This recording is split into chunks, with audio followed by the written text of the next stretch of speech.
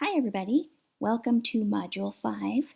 This is Dr. Saigo and we are heading into our 5th week. We're more than halfway done with Global Perspectives in Sustainability. So let's get started with just a few slides to go over what we're covering this module.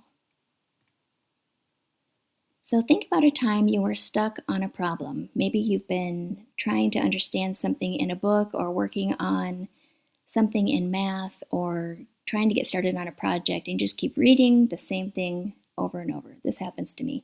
I will get stuck on a sentence or two and I'll just read it over and over and it's not making more sense, but I just keep reading the same thing. And then somebody else might come in and take a look at things and just say, oh, maybe this. And it makes perfect sense.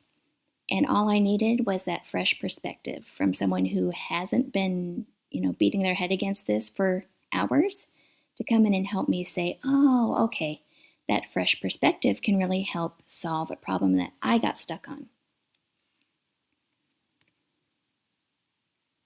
So we'll be talking about the value of different perspectives this week. Here's an example, thinking beyond the bin. So here we're talking about recycling bins. In the United States, we usually sort our items into just a few different categories, but some different cultures tackle recycling differently. Japan has a highly detailed system with many more categories of waste than we have in the United States, so that their recycling can be more separated out more effectively. Sometimes in the United States, we can just throw everything for recycling in one bin, and then I guess it gets sorted somewhere down the line, right? Maybe you've seen a documentary on what happens at recycling sorting centers, but I'm grateful that I don't have to do all of that at home, but also I feel kind of bad that it just goes somewhere and then someone else has to deal with it.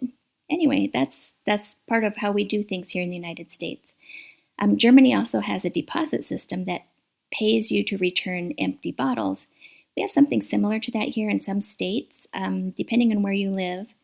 I don't know if every state has it. I don't think so, but I haven't lived in every state. So you might have a 5 or 10 cent deposit on drink containers. So that adds like 5 or 10 cents more to the cost of a product when you're buying it, but that's supposed to incentivize you bringing back the empty to redeem, and then you get your deposit back. So if you save up, a bag of discarded empties, you can bring those back to the store or to a recycling center and get back those deposits, and that can add up to, some dollars, and then you could buy your next 6-pack or whatever. But sometimes maybe it's not enough to incentivize everybody to bring theirs back, and it still ends up in the trash or floating around as litter somewhere in a ditch. But there are many different perspectives on recycling and how we treat our waste. There are some indigenous communities or other cultural traditions where it's very important not to waste parts of anything that's been harvested. So everything from an animal might be used, including the bones and the fur. Every piece of plant material could be reused if possible by returning peels and seeds and stems to compost or using it for other purposes. So it's good to have knowledge of all of these different practices and have these perspectives represented when we're trying to solve problems, because we might be able to take some ideas from here and there and all together put together something that works even better for multiple cultures across the planet.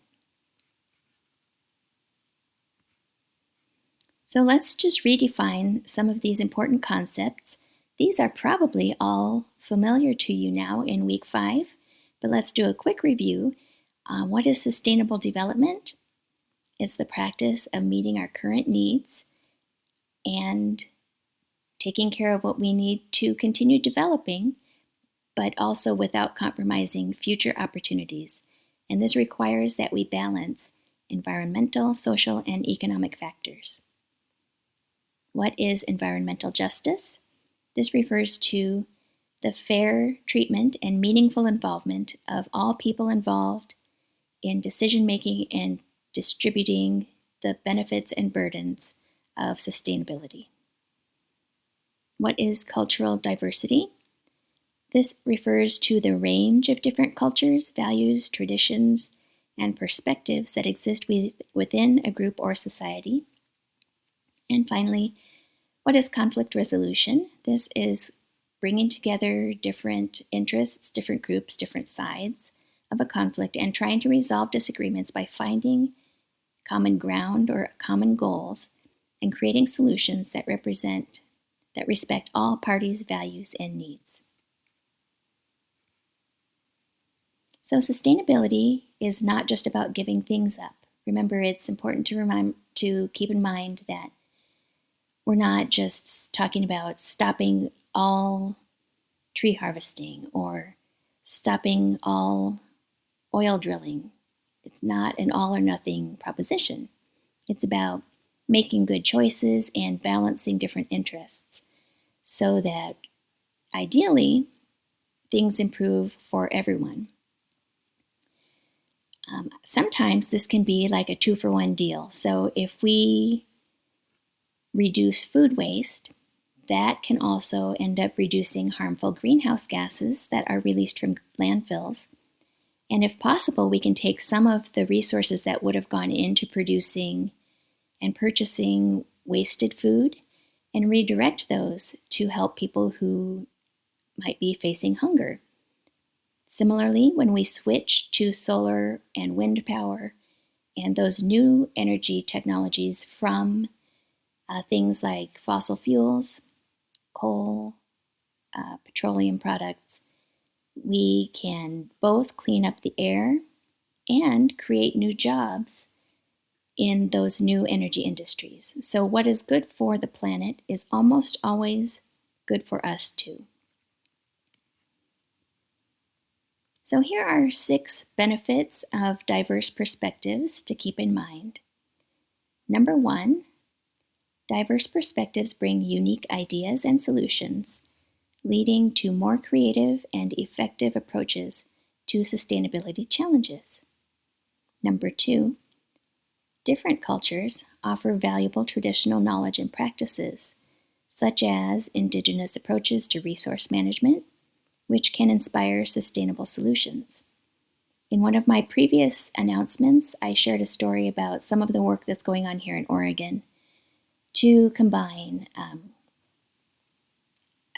firefighting and fire prevention and forest management practices from many different groups so that we can use prescribed burning, which is selective burning in certain areas and removing that built-up fuel in forests so that if something happens and there's an accidental human-caused fire or something like a lightning strike later in the summer, that there's less fuel built up in the forests that could lead to a really catastrophic wildfire. So that's an example of incorporating different cultures and different knowledge into new, responsible, more sustainable practices. Number 3, just like biodiversity strengthens ecosystems, diverse perspectives can create solutions that are more adaptable and robust in the face of challenges. Number 4, including diverse voices ensures that sustainability efforts address the needs of all of the communities represented. This is especially important with those populations that have been historically excluded or that are marginalized or tend to be disproportionately affected by the negative effects of development and industrialization.